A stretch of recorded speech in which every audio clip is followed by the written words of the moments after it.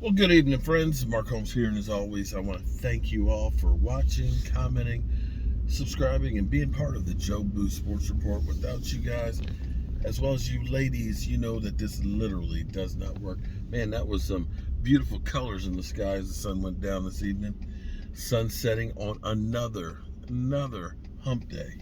This week is flying by. Tomorrow's already freaking Thursday. I can't believe it. And before you know it, we'll have our Friday night live stream. And then, of course, Saturday, we got another fantasy football draft. As well as Saturday night, we have the Dallas Cowboys taking on the Texans. What a difference a year makes. You know, think about this. Last year, this time, the Texans were coming off of a playoff victory, flying high. Deshaun Watson had got his new contract. Everything seemed to be roses. And a year later, boom, disaster strikes. That's why they call it the NFL. Not for long, because things can change so quickly. So as I was watching the show last night, Hard Knocks, and, you know, the coaches and things, I want to know, what coach are you excited about? Or which coach do you like the most? You know, is it Mike McCarthy? Is it Kellen Moore saying that we're out to be the number one defense? Is it the man with the English accent, mine? I can't even do the English. I mean, don't even try and embarrass yourself. The defensive lineman with the English accent. Is that your one? For me, it's still Dan Quinn. I truly believe that Dan Quinn is one of those guys that's better served at being a coordinator as opposed to a head coach. Now, be it, before we kill him at being a head coach, I had Matty Ice not had a completion there in the fourth quarter, just gotten the first down, or not taking the sack. They kick the field goal, they win the Super Bowl. I don't know that you can put that all on Dan Quinn. But he did get that team, which every year with Matty Ice had failed in the first round of the playoffs. He did get to that Super Bowl. But some guys are better suited to be a coordinator than a head coach because it's two different sets of skills.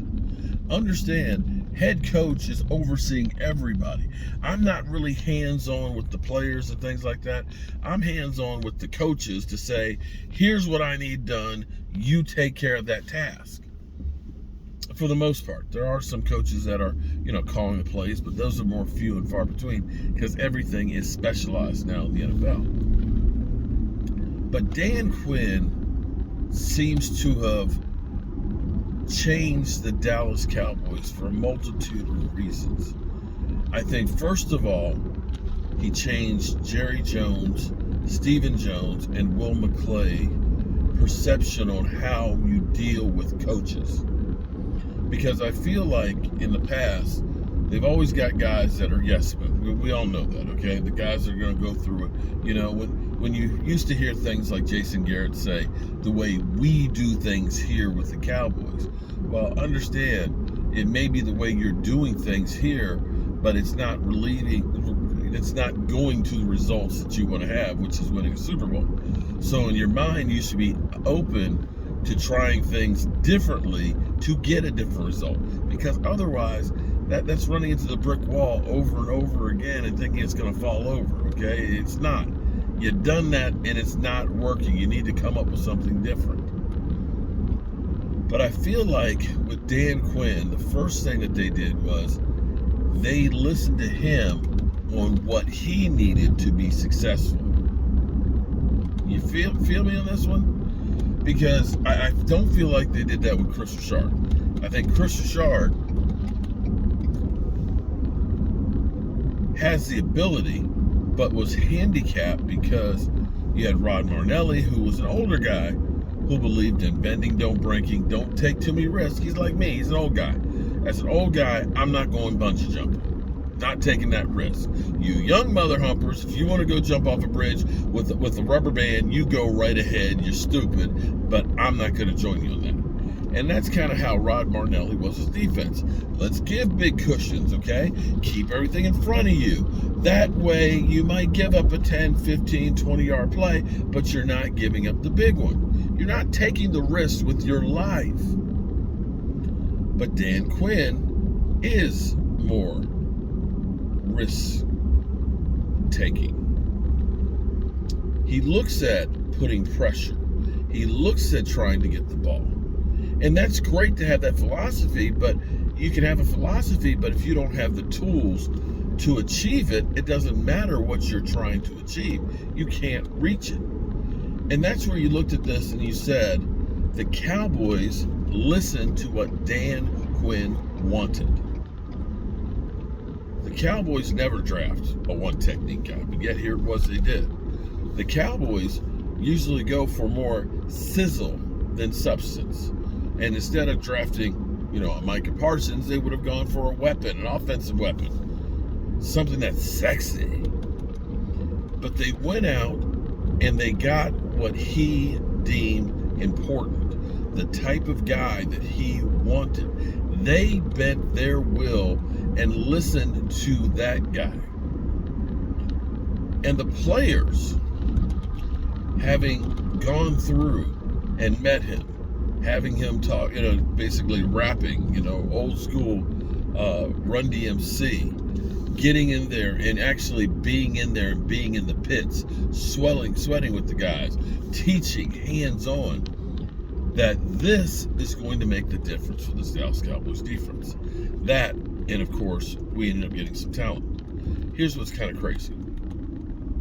A couple days ago, I did a video about Quinn O'Neal. Whoa, dude. And I said that the Dallas Cowboys may have the biggest free agency steal. When you think of what we got, and we don't know for sure, but just going by what we are seeing in practice and what we're hearing, Quinn O'Neal sounds really, really good. And when you think of the price tag of what he is costing us, if he is anything like what they are saying that he is, then I'm golden. I'm 100% right. And it was funny because I think Blogging the Boys today had an article about Quinn O'Neal, the big find and the big steal. It's kind of like, I got you a couple of days ahead of time. Seriously, go on Bleacher Report. You'll see the article right there. But go back here. I think there's about 20,000 views on that video, and you'll see where I was already talking about it. So, it's cool. It's cool. But we may have another steal in there as well, because we also got in there Malik Hooker. Now, again, Malik Hooker is just beginning to practice and get out there. We'll see him, of course, Saturday night. And you got him, again, really, really cheap. Really cheap. You got him really, really cheap, too. In fact, when you start thinking about some of the free agents that we ended up getting, for the cost, you think of a Keith Urban, who is a run-stopping guy, okay? Dirt cheap. Malik Hooker, dirt cheap. Dontre Kazee, dirt cheap. You think about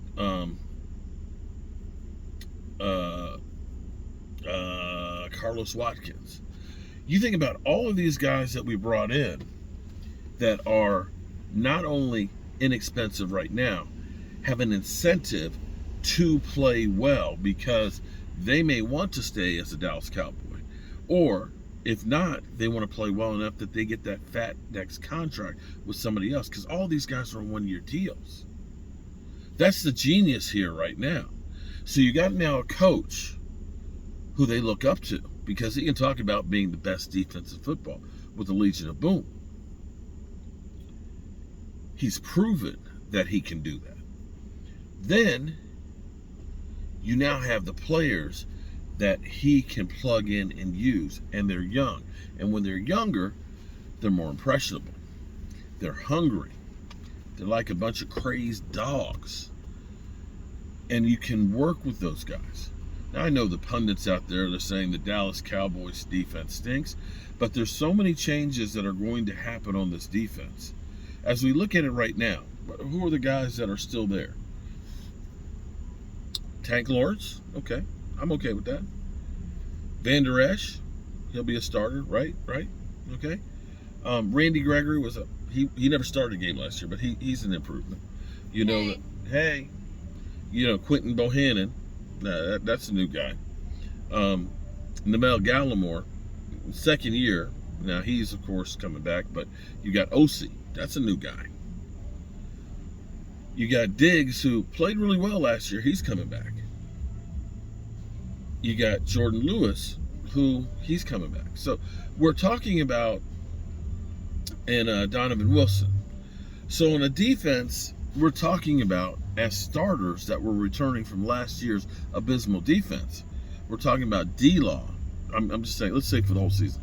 D-Law, Donovan Wilson, Leighton Vander Esch, and who else did I miss? Jordan Lewis. And at this point, I don't think Anthony Brown's one of the starters. So from last year's defense, we'll say a maximum of 5 of the starters from last year's abysmal defense are returning. And I'll put one other thing in here, for those who say that the defense can't get any better. I want you to think about this one. In 2013, we lost DeMarcus Ware. We lost Jason Hatcher after having 11 sacks, and Sean Lee in the first days of OTAs messed up his knee and was lost for the season. That's 3 major starters, 3 major contributors, the 3 best pieces on the defense. And that defense, which was 32nd, moved all the way up to 19th in yardage and 15th in scoring defense and 2nd in takeaways. This could be that season right here where I believe that this defense is going to take the football away. I just really believe that. And I think Dan Quinn, bye baby. Bye baby. Whew, had to help my daughter get her tires changed, so we got that done and she's headed back home. But this defense could be like that. And for all those ones that year, it was amazing because having gone through the 2013 season, the joke was the Dallas Cowboys defense couldn't stop a high school team. Yet, they ended up being pretty good. And I think that this is going to be that deja vu defense. Hope you guys are having a great hump day, and I appreciate each and every one of you guys. And I'll see you soon.